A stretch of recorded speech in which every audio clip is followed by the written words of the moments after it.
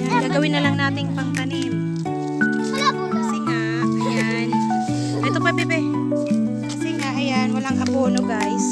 So, ayan, oh, maliit lang yung puno niya. Kasing tangkad lang ni Bunso. Ito pa, bebe, another one. Ayan. Ayan.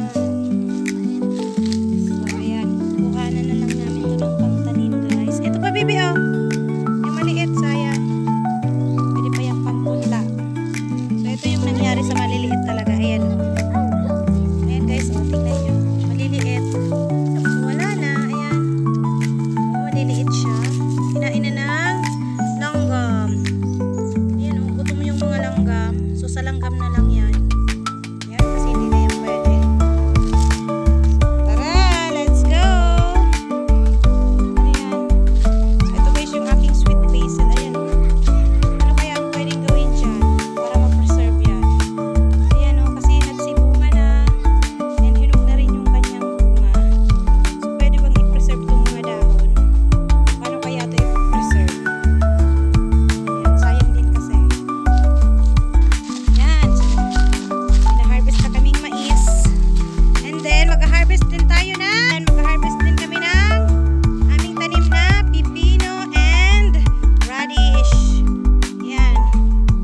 So, i-harvest na din namin, guys.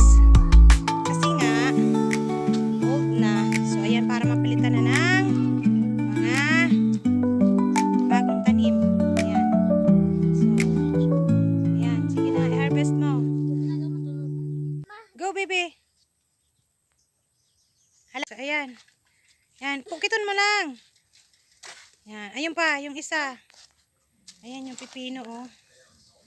Ayan. So, madami na kaming na-harvest dyan na una, guys. So, tira-tira na lang yan.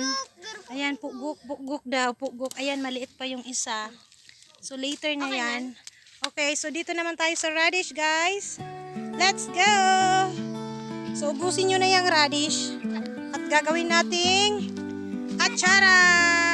Ayan, so, oh, ayan, Jen. Pull mo, pull. Ayan. Ayan na yung aming radish. Wow, tuwang-tuwa yung dalawa. Hoy, wag mo dyan sa basket. Dito na sa baba. Muna, tipon. Bibi, yung lettuce. Hindi mo pag-atugan sa lettuce. Libon mo sa baba.